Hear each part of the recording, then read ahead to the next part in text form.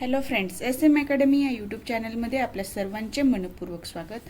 आजच्या व्हिडिओमध्ये आपण बघतोय मराठी 210 BSc 311 वाङ्मय प्रकारांचा अभ्यास कथा कादंबरी हा विषय।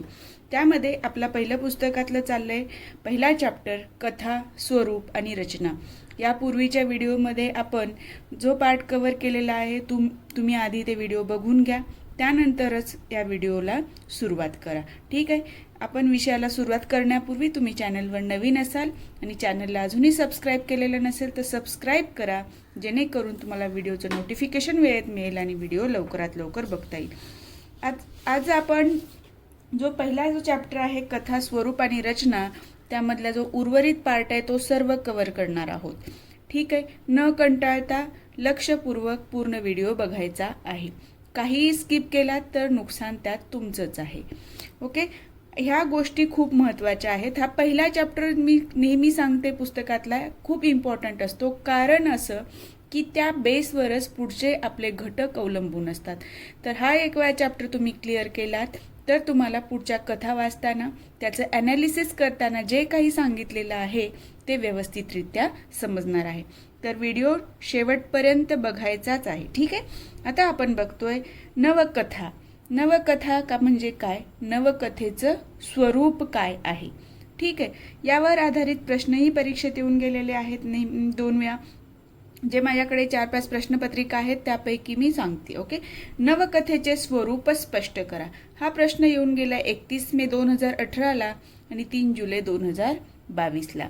जो आत्ताची एक्झाम झाली 22ची त्याच्यामध्ये सुद्धा येऊन गेलेला आहे। तर नवकथा म्हणजे काय, तर जी आधी परंपरेनं कथा चालत आलेल्या होत्या त्या कथा लिहिताना एक साचा होता, तो साचा बदलून नवकथेमध्ये त्याला वेगळं रूप देण्यात आलं, विषय वेगवेगळे निवडण्यात आले, त्याची रचनातंत्र बदलण्यात आलं। ह्या गोष्टी ज्या बदल झालेल्या आहेत, आपण म्हणतो नवीन विचारांचे लोक, किंवा आपण म्हणतो तुम्ही मागची पिढी आहे आम्ही आत्ताची नवीन पिढी आहे, म्हणजे हा जो फरक असतो, जो ॲक्सेप्टन्स असतो परिस्थितीनुसार, तो नवकथेने केलेला आहे। ठीक आहे, तर नवकथाकारांनी कथेच्या क्षेत्रात खऱ्या अर्थाने क्रांती केली। कथेला विशिष्ट वर्तुळाची कोंडी फोडून मुक्त केले। म्हणजे विशिष्ट वर्तुळाची कोंडी फोडून म्हणजे कथेमध्ये एक विशिष्ट प्रकारच्याच रचना, विशिष्ट विषयच घेतले जात होते, ती कोंडी इथे काय केलेली आहे, नवकथाकारांनी फोडलेली आहे आणि वेगवेगळ्या विषयांना तिथे वाव दिलेला आहे। तिला खऱ्या अर्थाने जीवनाभिमुख बनविले। जीवनाभिमुख म्हणजे जीवनाच्या दृष्टीने योग्य अशी, किंवा जीवनात जे अनुभव येतात ते या कथांमधून, नवकथांमधून सांगितले जातात। नवकथा प्रामुख्याने गंगाधर गाडगीळ, अरविंद गोखले, पु.भा. भावे व व्यंकटेश माडगुळकर या 4 कथाकारांनी समृद्ध केली।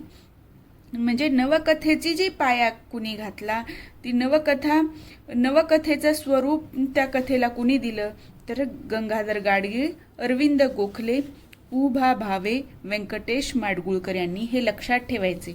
आणि तुम्हाला जसं 5 कथाकारांविषयी माहिती विचारलेली प्रश्न आला, त्याच पद्धतीने तुम्हाला नवकथाकारांविषयी माहिती विचारणारा प्रश्न हमखास येऊ शकतो, तो तुम्ही स्वतः प्रिपेअर करायचा आहे।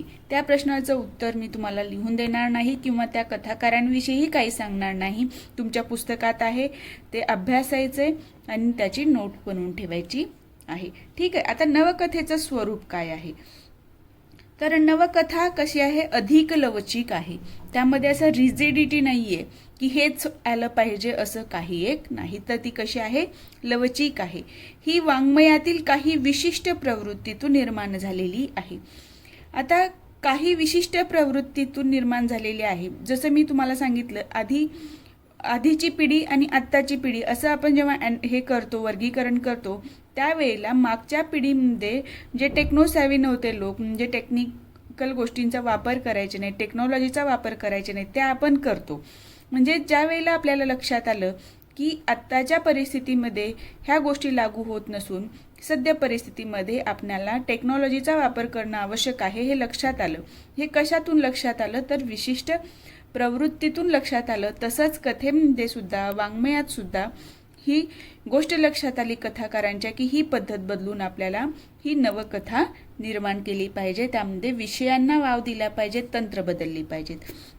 जीवनाच्या नव्या अनुभूतीतून ती निर्माण झालेली आहे. मनुष्याच्या मनात उठणाऱ्या विचारांची नोंद तिच्यात घेण्यात आलेली दिसते. आधीच्या कथांमध्ये असं होतं का? नाही. तिथं मनाच्या विचारांचा गोष्टींचा विचार केलेला नव्हता. फक्त मनोरंजन करणं एवढा एकमेव हेतू होता.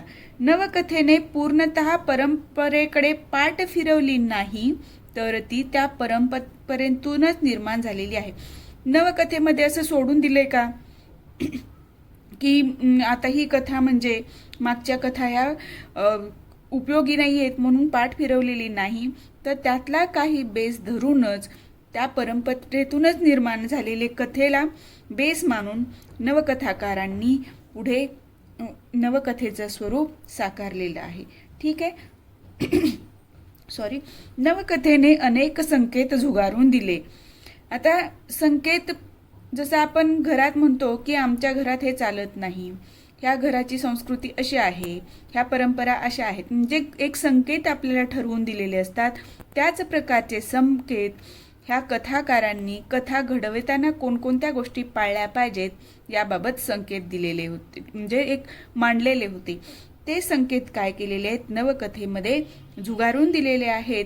आणि लघुकथेच्या विषयांबाबत त्यांनी अनेक स्तरावरचे अनेक विषय कथेसाठी निवडले. मी तुम्हाला किती वेळा माझ्या बोलण्यातनं आलं की कथेसाठी एक पारंपरिक पद्धतीने काही कथा होत्या, त्याच विषय निवडले जायचे, त्याच नायिका, तेच वातावरण, सर्व गोष्टी तेच. पण नवकथेमध्ये त्यांनी काय केलं? अनेक स्तरावरचे अनेक विषय काय केले? कथेसाठी निवडलेले आहेत. त्यांना कथारूप प्राप्त करून दिले. अगदी अनपेक्षित विषयांना सुद्धा नवकथाकारांनी कथेत स्वैर प्रवेश दिला. म्हणजे जे वाटत होतं की याच्यावर कथा बनू शकत नाही, अशा विषयांना सुद्धा, म्हणजे अनपेक्षित विषयांना सुद्धा नवकथाकारांनी कथेमध्ये रूपांतर केलेलं आहे. लक्षात येते? नवकथेच्या स्वरूपामध्ये आपण काय बघितलं? नवकथा अधिक लवचिक आहे, ती नव्या अनुभूतीतून निर्माण झालेली आहे. मनाच्या मनोविश्लेषणाला इथे वाव दिलेला आहे. ही कथा पूर्णतः नवीन नसून तिने काय केलेलं आहे? कथेचंच एक आपण म्हणतो व्हर्जन, न्यू व्हर्जन ते आहे. आणि नवकथेने अनेक संकेत झुगारलेत. त्यापैकी एक संकेत आपण बघितला की विषयांच्या निवडीबाबतचा. ओके, या पद्धतीने तुम्हाला की पॉइंट हे करून लक्षात ठेवायचं आहे. आता पुढे बघूया अजून काय आहेत बाबा नवकथेमध्ये हे. तर भावना विवशतेचा संकेत नवकथेने झुगारून दिला. जसं आपण बघितलेलं की काही कथाकारांनी फक्त काय केलेले? भावनेंना महत्त्व दिलं. रडवी कवी त्यांची रचना असायची, याबाबत आपण लास्ट व्हिडिओत बघितलं. त्या भावना विवशतेला इथे काय दिलेलं आहे? झुगारून दिलेला आहे. आणि विषयानुरूप तो विषय काय आहे त्यानुसार कथा अस्सल करण्याचा प्रयत्न झालेला आहे. जे फॅक्ट आहे ते दाखवण्याचा प्रयत्न झालेला आहे. नवकथेला कथालेखनाच्या तंत्राचे पूर्ण वावडे होते. म्हणजे त्याच तंत्रात बसून ती कथा लिहायची असं काहीही नवकथेमध्ये घडलेलं नाही. जसं त्या कथाकाराला वाटेल त्या पद्धतीने त्यांनी कथन केलेलं आहे. नवकथाकारांनी कथेबाबत विविध प्रयोग केले पण तंत्र स्वीकारले नाही. बघा इथे काय आहे? तंत्राचं वावडं आणि काय? विविध प्रयोगांचा स्वीकार झालेला आहे. आता पुढचा पॉइंट आहे, माणूस पूर्णपणे समजून घेण्याचा प्रयत्न नवकथाकारांनी केलेला दिसतो. पण कथेमध्ये तसं होतं का? नाही, फक्त रंजकता होती. इथे काय? माणसाला समजून घेण्याचा प्रयत्न नवकथाकारांनी केलेला आहे. माणूस आपल्या मनातील गूढ शक्तीचा जसा गुलाम असतो, म्हणजे आपण म्हणतो माझ्या मनाला वाटलं म्हणून मी केलं, म्हणजे काय? आपण मनातल्या आपल्या ज्या गूढ शक्ती आहेत त्याचे गुलाम असतो. तसाच समाजातील गूढ शक्तीचा देखील मानव काय असतो? गुलाम असतो. ठीक आहे. हे सत्य नवकथाकारांनी काय केलेलं आहे? स्वीकारलेलं आहे आणि त्याचा आधार घेऊन नवकथा बनवलेल्या आहेत. नवकथाकारांनी निवेदनाच्या विविध पद्धती हाताळल्या. निवेदन करण्याचे निवेदक कथेतला फक्त तृतीय पुरुषीच नाही वापरला, तर काही वेळेला पात्रच वापरलं, काही वेळेला तृतीय पुरुषी किंवा त्या काही वेळेला स्वतःच एक पात्र बनून त्यामध्ये निवेदन केलेलं आहे. म्हणजे कथाकारांनी निवेदनाच्या अनेक पद्धती तिथे हाताळलेल्या आहेत. भाषा आश्चर्यकारकपणे वाकवली, म्हणजे तिथे एक विशिष्ट साहित्यिक भाषाच असावी असं काहीही नाही. कथा कुठल्या प्रकारची आहे? ग्रामीण कथा आहे किंवा शहरी कथा आहे किंवा अर्धशहरी आहे, काय आहे विषय त्यानुसार, किंवा वैज्ञानिक कथा आहे, ऐतिहासिक कथा आहे, यानुसार भाषाचा वापर केलेला आहे. म्हणून इथं म्हणलेलं आहे की भाषा नवकथेमध्ये आश्चर्यकारकपणे वाकवली गेलेली आहे. पुढचा शेवटचा पॉइंट आहे यातला, मानवी मनाच्या गुंतागुंतीचा तळ या कथेने शोधला आणि माणूस ज्या समाजातून घडतो त्या समाजाचे काही बंधही व्यक्ती मनाच्या तळाला घट्ट असतात याचे भानही नवकथाकारांनी ठेवलेले दिसते. म्हणजे आपण कथा लिहितोय, फक्त समाजाचे काही संकेत आहेत, जे नियम आहेत त्याच्या बाहेर आपण जाऊन वागत नाही, बरोबर आहे. म्हणजे आपण जेव्हा कथाकारांना पण याची जाणीव आहे आणि कथा ह्या कशा येतात, कशा त्यांना उमगतात किंवा कल्पना कशा येतात ते आपण बघितलेलं आहे की जो अनुभव आपण व्यक्ती घेत असतो त्यातूनच आपण कल्पना करून त्या कथा घडवत असतो. त्याचाच विचार या नवकथाकारांनी घेतलेला आहे आणि मानवी मनाची जी गुंतागुंत असते त्याचा तळ त्यांनी शोधलेला आहे आणि ते कथेमध्ये त्यांनी मांडलेलं आहे. तर हे झालं नवकथेचं स्वरूप. हा अत्यंत महत्त्वाचा पार्ट आहे. हा प्रश्न परत येऊ शकतो, तर तुम्ही तो अभ्यासून व्यवस्थित ठेवा. आता आपण बघतोय ग्रामीण कथा म्हणजे काय. आता तो पहिला चॅप्टर तिथे आपला संपलेला आहे, पण नवकथेच्या स्वरूपामध्ये आणि नवकथाकारांविषयी माहिती तुम्ही स्वतः लिहायची आहे.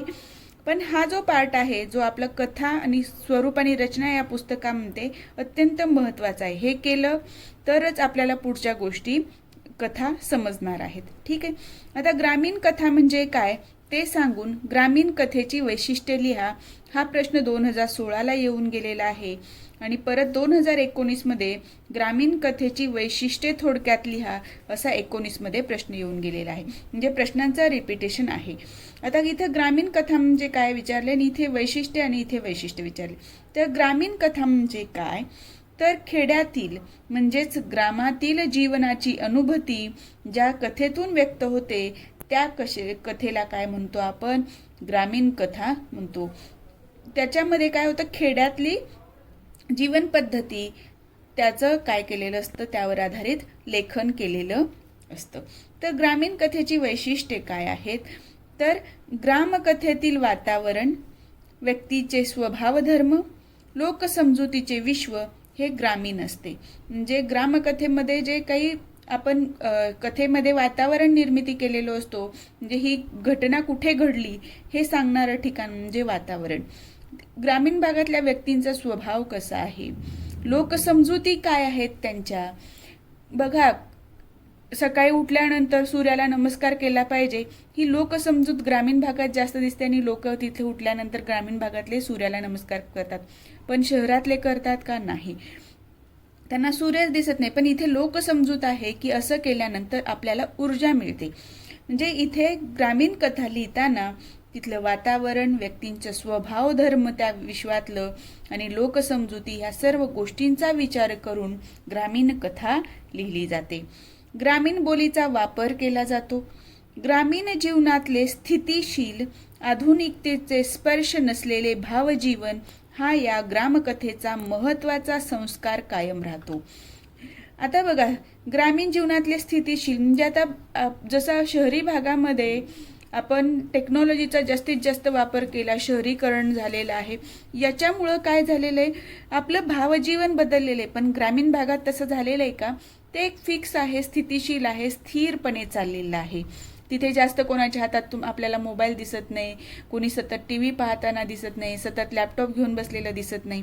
म्हणजे इथे काय आहे, ग्रामीण जीवन स्थितिशील आणि आधुनिकतेचा स्पर्श नसलेलं आहे. आणि भावजीवन, आता आपण जर एखाद्या गावात गेलो आणि आपल्याला भूक लागली असेल, आपण जेवायला मागितलं तर आपल्याला खेड्यात कुणीही जेवायला देईल, पण शहरात कोणाला जेवायला मागितलं तर ते काय म्हणतील, हॉटेल कमी पडलेत का, तू जाऊन जेवण कर तिथे. हा दोन्हीतला फरक आहे. हे त्या लोकांचं काय आहे, भावजीवन आहे. म्हणजे त्यांच्या मनामध्ये असलेल्या भावना, ह्या सर्व गोष्टी यामध्ये येत असतात. ग्रामीण कथा हे या कथेच्या बाबतीत केवळ विशेषण नसून तो त्या कथेचा आत्मधर्म आहे. फक्त ग्रामीण कथा, कथेला आधी ग्रामीण लागलं म्हणून ते फक्त विशेषण म्हणून नाही, तर त्या ग्रामीण हा शब्द त्या ग्रामीण कथेचा आत्मधर्म आहे, आत्मा आहे. त्या एका शब्दावरून लक्षात येतं ग्रामीण कथा आपण हा फक्त उच्चार जरी केला तर त्या कथेमध्ये काय असू शकतं. ठीक आहे, म्हणून त्याला आपण म्हणतो आत्मधर्म आहे.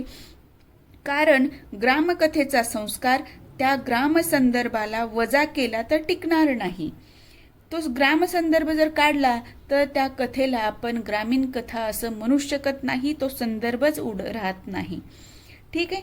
खेडेगाव, तेथील जीवन पद्धती, तेथील अशा रीती, शेती, तेथील निसर्गाशी मातीशी असलेला मानवी पण प्रदेशनिष्ठ वैशिष्ट्यपूर्ण संबंध, तेथील एकूण संस्कृतीला लाभलेली काही प्रादेशिक वैशिष्ट्ये, ह्या घटकांचा विचार या ग्रामीण कथेमध्ये केला जातो.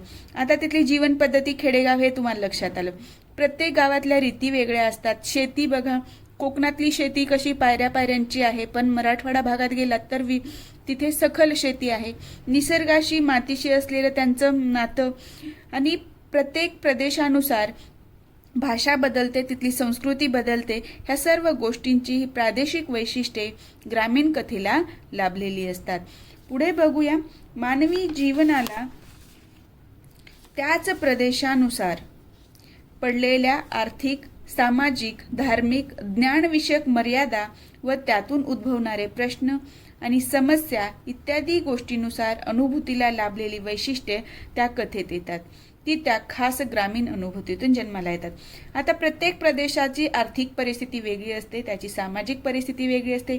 पश्चिम महाराष्ट्रात आपण कोल्हापूर, पुणे, सातारा ह्या साईड बघितलं आणि दुसरा भाग बघितला तर त्यातली सामाजिक आर्थिक परिस्थितीमध्ये भेद येतो.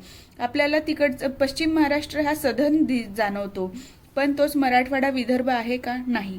त्याचप्रमाणे धार्मिक, ज्ञानविषयक मर्यादा प्रत्येक भागात वेगवेगळ्या असतात आणि ह्या गोष्टींमुळं आता आर्थिक, सामाजिक, धार्मिक आणि ज्ञानविषयक ज्या मर्यादा आहेत, आता त्यातून उद्भवणारे प्रश्न आणि समस्या.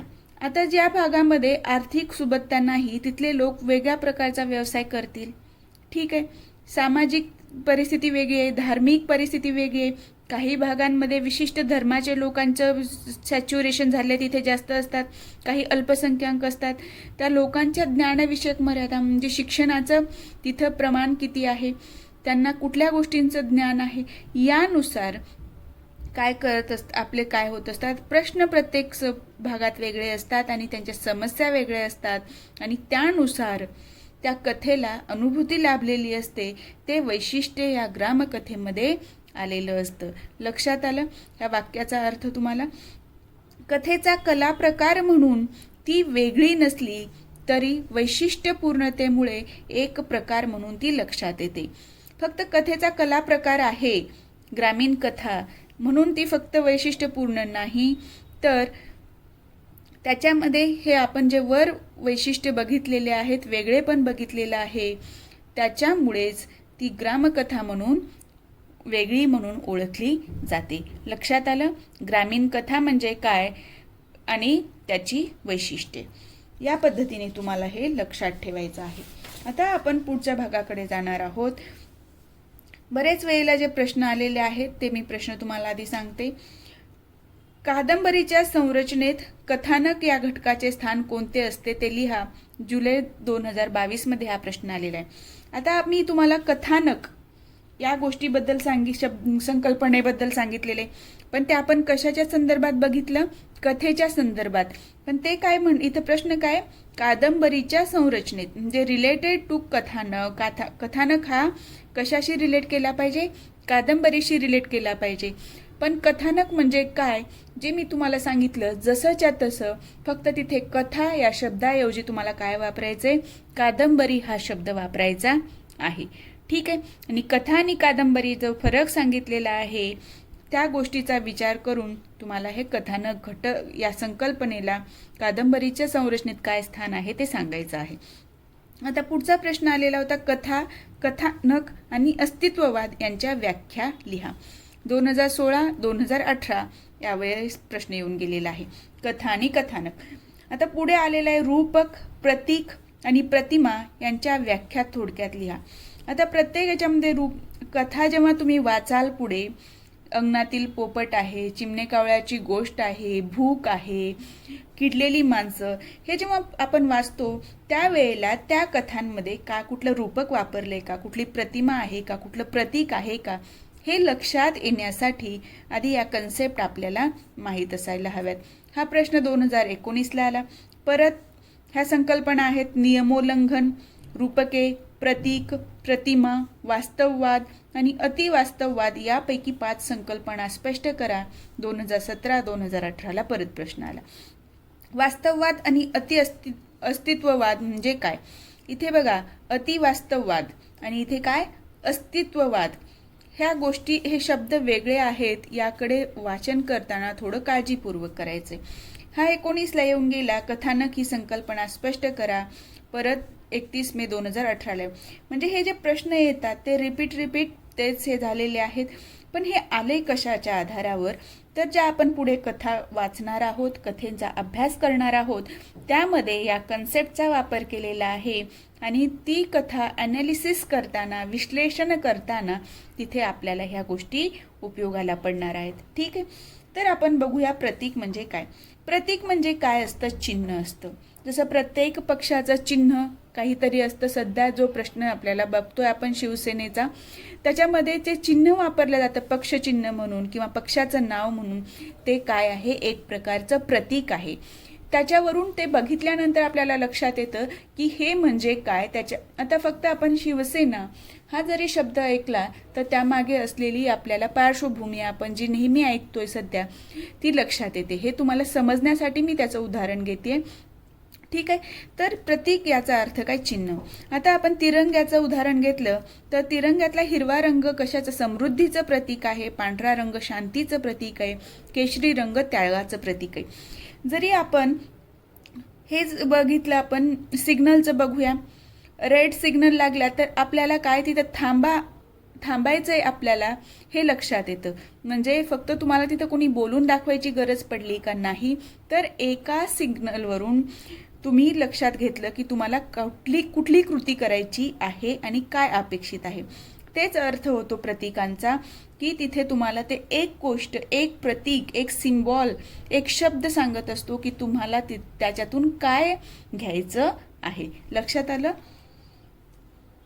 ललित वाङ्मयात आशयाला अधिक व्यापक अर्थाचे अधिष्ठान मिळवून देण्यासाठी लेखक प्रतीकांचा वापर करतो.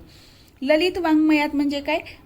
लघुकथा किंवा छोटं जे वाङ्मय असतं त्यामध्ये आशय जो आहे त्याला अधिक व्यापक अर्थाचे अधिष्ठान, जास्त अर्थ मिळवून द्यायचं. फक्त तिरंगा जरी काढला तर तुम्हाला फक्त एका तिरंगा हा शब्द वापरला तरी तुम्हाला लक्षात येतं की तिरंगा माझ्या समृद्धी, शांती आणि त्यागाचं प्रतीक आहे. आणि ते राष्ट्रीय ध्वज आहे, त्याच्यातून काय प्रतीत होतं ह्या गोष्टी तुम्हाला लक्षात येतात. म्हणजे फक्त एक तिरंगा हा शब्द वापरला तरी सुद्धा तिथे काय होत असतं? खूप मोठा व्यापक अर्थ, व्यापक आशय त्यातून व्यक्त होत असतो. तर ललित वाङ्मयात आशयाला अधिक व्यापक अर्थाचे अधिष्ठान मिळवून देण्यासाठी लेखक प्रतीकांचा वापर करतो. कधी कधी कथा, कवितेत एखादे मध्यवर्ती प्रतीक असते. ते त्या कथेचे मध्यवर्ती आशयसूत्रच असते. त्या प्रतीकाभोवती सर्व कथा गुंफलेली असते. आता आपल्याला जो हे आहे, एक पुढची कथा आहे अंगणातील पोपट. त्यामध्ये एक फक्त तुम्ही बघा, अंगणातील पोपट हा शब्द जरी ऐकला तर तुम्हाला एक लक्षात आलं की तिथं अंगणामध्ये एक पोपट आहे. म्हणजे तिथे पोपट हे प्रतीक वापरलेलं आहे आणि त्या पोपटालाच मध्यवर्ती मानून त्याचं आशयसूत्र तयार केलेलं आहे आणि या पोपटाभोवतीच ती कथा गुंफलेली आहे हे तुमच्या लक्षात येतं. म्हणजे कथा, कादंबरी किंवा कथा, कविता यामध्ये ते मध्यवर्ती प्रतीक जे आहे ते वापरलं जातं. ठीक आहे, उदाहरण घेतलं तर पिंजऱ्यातील पोपट. पिंजऱ्यातील पोपट म्हणजे काय, हे बंदिवानाचं प्रतीक आहे. पिंजऱ्यातल्या पोपटाला आपण काय असं नाव देतो आणि उघड्यावर ठेवतो असं आहे का? नाही, तो पिंजऱ्यातच बंद असतो. आणि बंद काय असतं? बंदिवान असतो. तर पिंजऱ्यातील पोपट हे बंदिवानाचं प्रतीक आहे. जसं पिंजऱ्यातील पोपट उडून गेला म्हणजेच काय, इथे पोपट आणि आत्म्याचं प्रतीक आहे. पोपट हा काय आहे? आत्म्याचं प्रतीक आहे. पोपट उडून गेला, बघा कुणी मृत पावलं तर पोपट उडून गेला असं शब्द वापरतात. त्यावेळेला पोपट म्हणजे काय? आत्मा. आणि पिंजरा म्हणजे काय? शरीराचं किंवा कुडीचं प्रतीक आहे. लक्षात येते? तर प्रतीक म्हणजे काय लक्षात आलं? याबाबत तुम्हाला एक सेपरेट प्रश्न पण येऊ शकतो किंवा या प्रकारे 2-4 संकल्पना एकत्र करून त्यावरही प्रश्न येण्याची शक्यता आहे. हा अत्यंत महत्त्वाचा पार्ट आहे. आता पुढे बघूया रूपक काय आहे. रूपक अलंकार हे आपण लहानपणी शाळेत बघितलेलं आहे. ठीक आहे, तर रूपक काय असतो?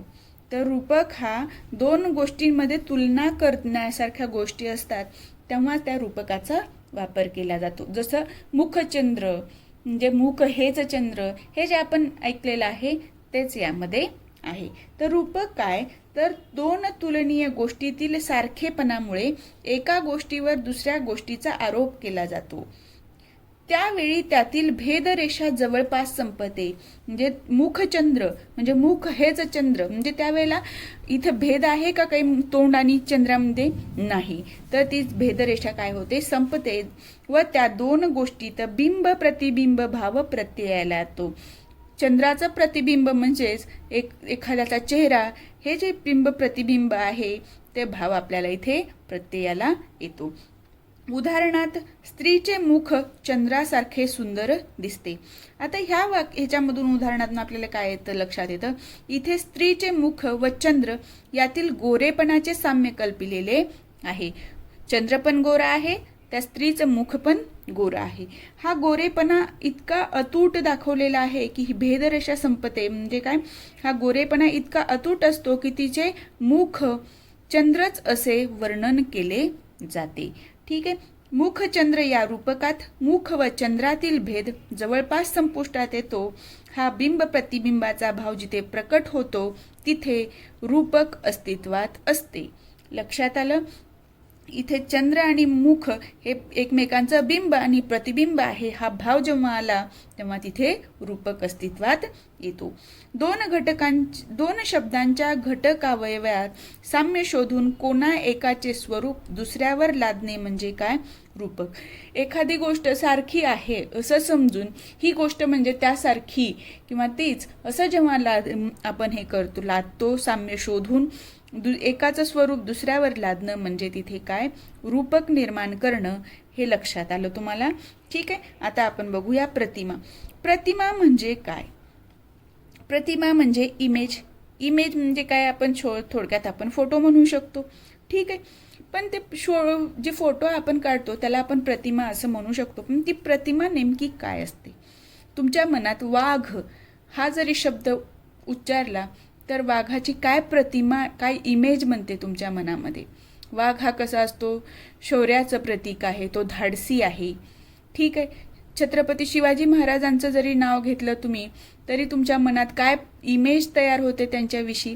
त्या गोष्टी म्हणजे काय आहे? तिथे प्रतिमा आहेत. त्यांच्या नावाने तुमच्या मनामध्ये कोणत्या भावना निर्माण झाल्या?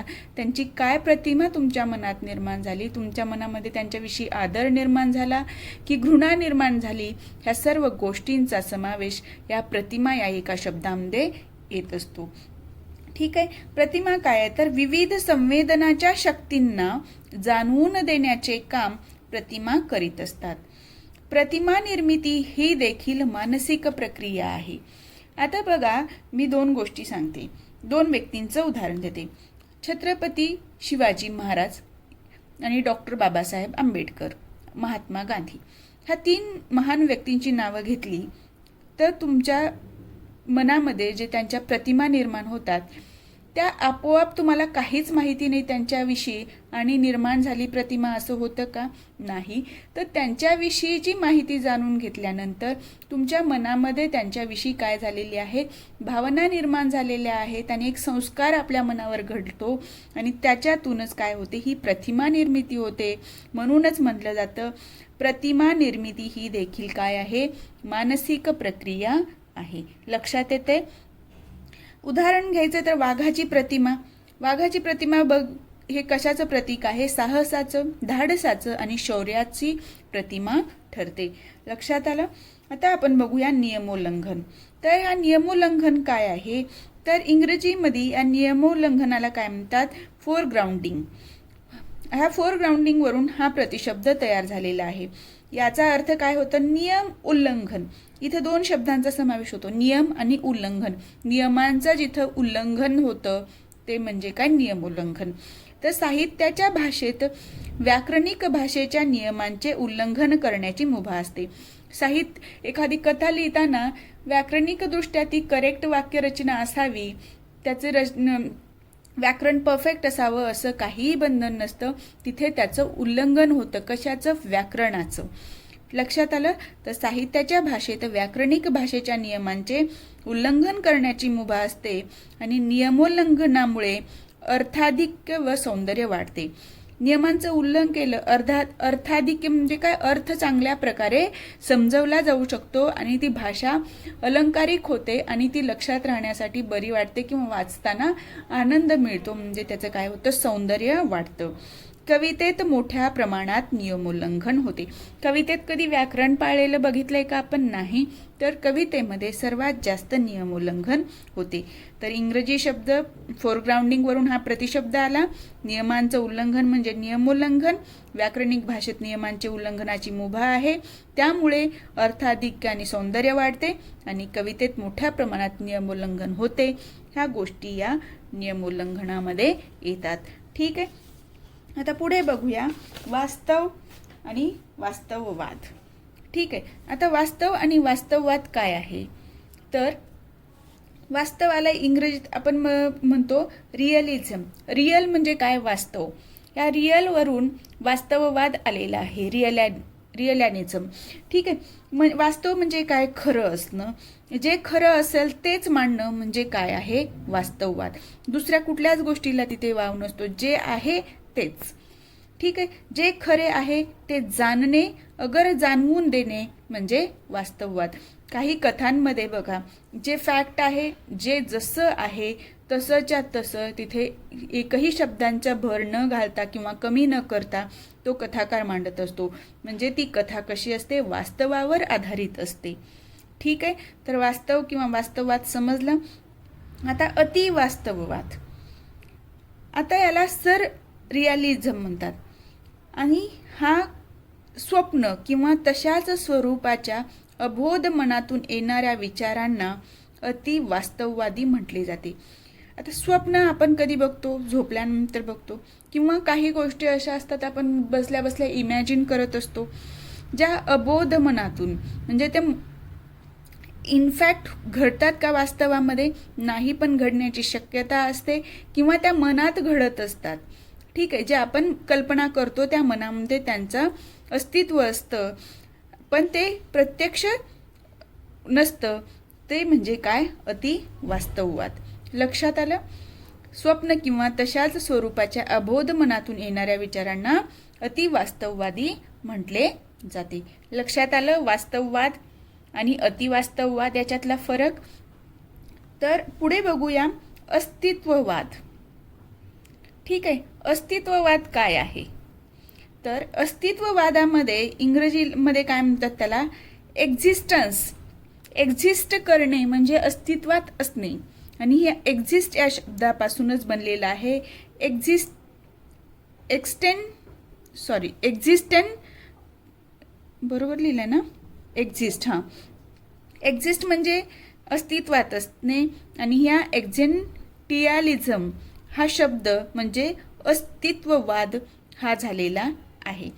वाद जेव्हा जेव्हा येतं ALISM ALISM हा शब्द नेहमी आलेला आहे, लक्षात ठेवा. म्हणजे याचं काय केलेलं आहे, इथे विशेषण केलेलं आहे. स्वतःला आसपासच्या परिस्थितीच्या संदर्भात जे जे आत्मभान होईल ते ते अस्तित्वलक्षी असेल, यालाच अस्तित्ववाद म्हणतात. आता ह्या एका शब्दामध्येच खूप मोठा वाक्यामध्ये अर्थ मोठा व्यापलेला आहे. स्वतःला म्हणजे जो कोणी रायटर असेल, कथाकार असेल, त्याला आसपासच्या परिस्थितीच्या संदर्भात म्हणजे त्याच्या आजूबाजूला जी काही परिस्थिती असेल त्याच्यातून जे जे आत्मज्ञान होईल, त्याला जे काही अनुभव येईल तोच काय म्हणतो, तो अस्तित्वलक्षी असेल. म्हणजे जे त्याला अनुभव आले तेच अस्तित्वात आहे असं तो व्यक्ती मानतो. म्हणजे दुसऱ्यांना काय अनुभव येतात याच्याशी त्याला काहीही संबंध नाही, पण त्यांनी जे अनुभव घेतले ते सर्वांना येतात असं तो गृहीत धरतो. यालाच काय म्हणलेलं जातं, यालाच अस्तित्ववाद म्हणतात. म्हणजे मला आलं ना म्हणजे सगळ्यांना हे अनुभव येत असणार, हे आहे मला आला अनुभव म्हणजे हे अस्तित्वात आहेच, हे ज्या कथेतून मांडलं जातं त्या कथा कशा असतात, अस्तित्ववादी असतात. लक्षात आलं. आता आपण बघूया कथा आणि कथानक यामधला फरक. कथानक आपण डिटेलमध्ये बघितलंय, कथा पण बघितलेला आहे. पण कथा म्हणजे काय असते, गोष्ट असते आणि गोष्टीत क्रमवार घटना घडत असतात. त्यामध्ये काही असं कोरिलेट करून सांगितलेलं नसतं किंवा कुठल्या गोष्टीचा इम्पॅक्ट दुसऱ्या गोष्टीवर पडला, काय झालं असं सांगितलेलं नसतं. तर कथानकामध्ये घटना अस्तित्वात असतातच, पण त्या कार्यकारण संबंधाने बांधलेल्या असतात. त्याच्यामध्ये काय कार्यकारण संबंध आहे ते या कथानकामध्ये सांगितलं जातं. तर आपण ह्याच्यावर आधारित उदाहरण बघूया. E.M. फॉस्टरने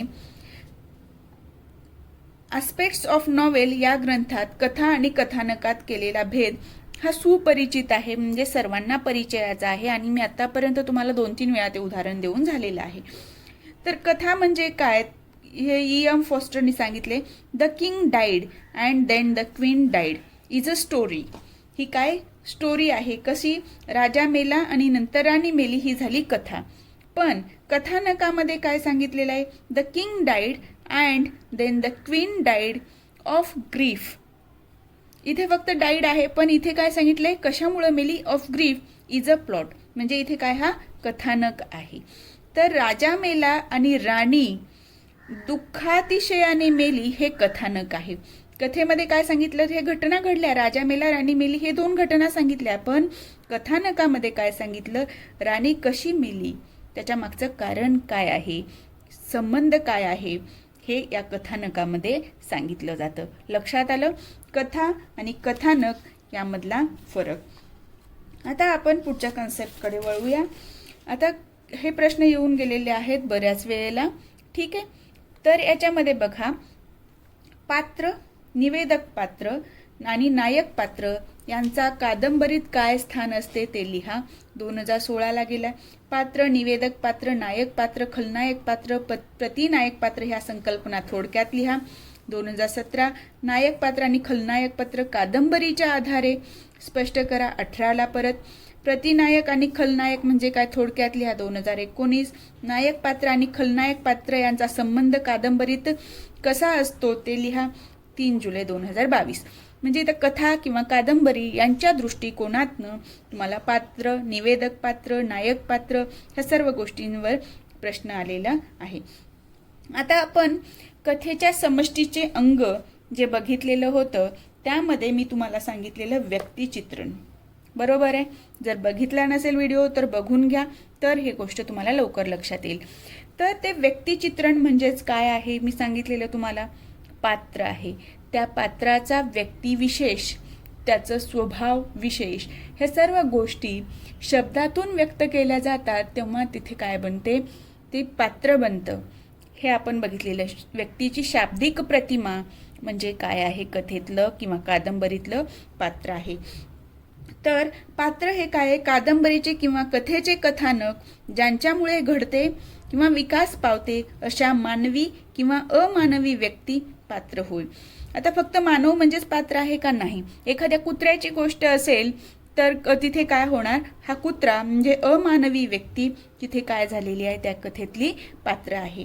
तर कथाकार किंवा कादंबरीकार एखाद्या व्यक्तीची वृत्ती, कृती, उक्ती, भावना, विचार, कल्पना, संवेदना, जीवनदृष्टी, जीवनपद्धती इत्यादींच्या चित्रणातून त्या व्यक्तीची एक शब्दरूप प्रतिमा कथेत किंवा कादंबरीत निर्माण करतात.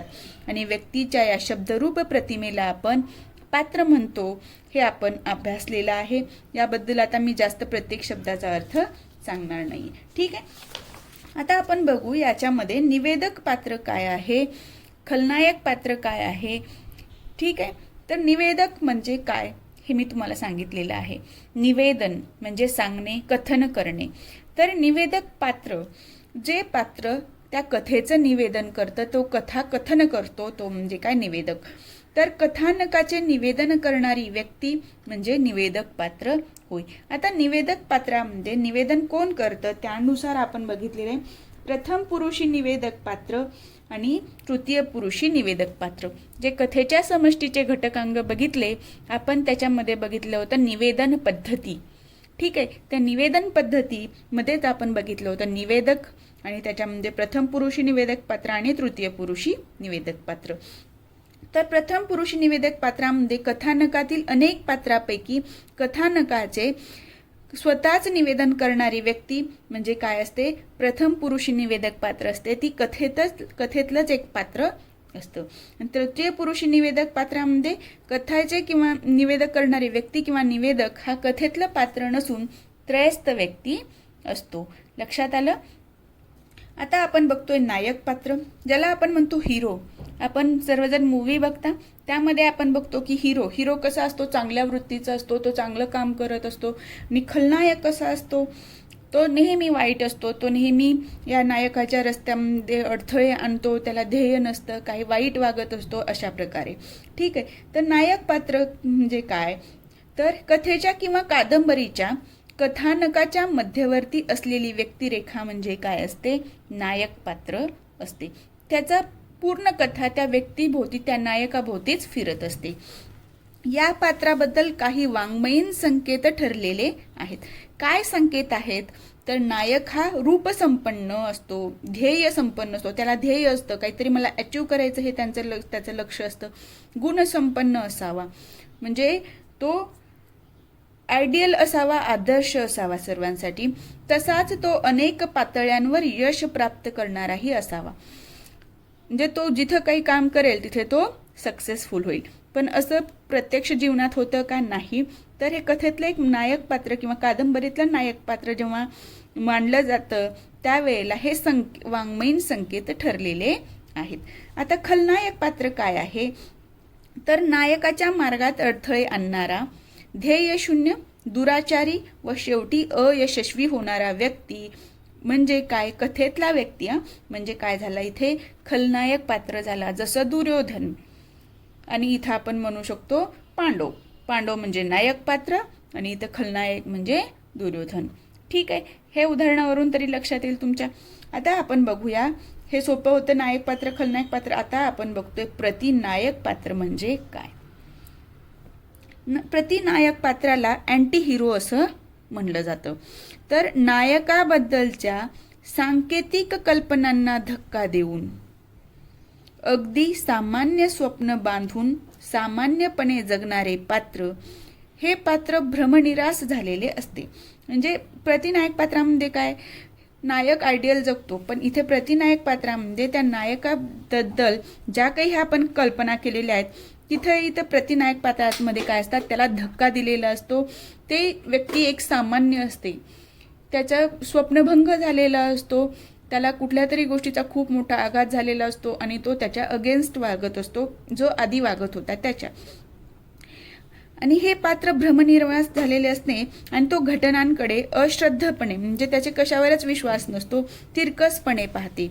या पात्राचं वागणं बोलणं विचित्र असतं, विक्षिप्त वाटतं आपल्याला. आणि हे पात्र विक्षिप्त वाटत असले तरी तीव्र संवेदनशील असते. जरी ते आपल्याला वाटत असलं की हा व्यक्ती कसं म्हणतो आपण, तुसड्यासारखा वागतो, तरी ते पात्र कसं असतं, संवेदनशील असतं. हे या प्रतिनायक पात्राचे गुण असतात. लक्षात आलं? तर या पद्धतीने आपण पात्र काय, निवेदक पात्र, नायक पात्र, खलनायक पात्र आणि प्रतिनायक पात्र याबाबत अभ्यास केलेला आहे. याबद्दलचे प्रश्न परीक्षेमध्ये बऱ्याच वेळा येऊन गेलेले आहेत आणि ह्या कन्सेप्ट तुम्हाला पुढे कथा वाचताना आवश्यक आहेत. त्यावेळेला तुम्हाला वाचताना लक्षात आलं पाहिजे की हे निवेदक पात्र कोण आहे, खलनायक पात्र कोण आहे, नायक पात्र कोण आहे, प्रतिनायक पात्र कोण आहे. यावर आधारित प्रश्न तुम्हाला असाही येऊ शकतो, कादंबरीच्या दृष्टिकोनातनं पात्र व पात्राचे प्रकार स्पष्ट करा, किंवा कथेच्या दृष्टीने पात्र आणि पात्राचे प्रकार, किंवा पात्र म्हणजे काय आणि पात्राचे प्रकार सांगा. या पद्धतीने कसाही प्रश्न येऊ शकतो किंवा प्रत्येक एक संकल्पना विचारू शकतात. ठीक आहे, या पद्धतीने हा पार्ट महत्त्वाचा कव्हर केलेला आहे. यापुढे आपण एक एक कथा घेऊया. आजच्या व्हिडिओमध्ये इतकंच. तुम्हाला जर हा व्हिडिओ आवडला असेल तर व्हिडिओला लाईक करा. चॅनलवर नवीन असाल तर चॅनलला सबस्क्राईब करायला विसरू नका.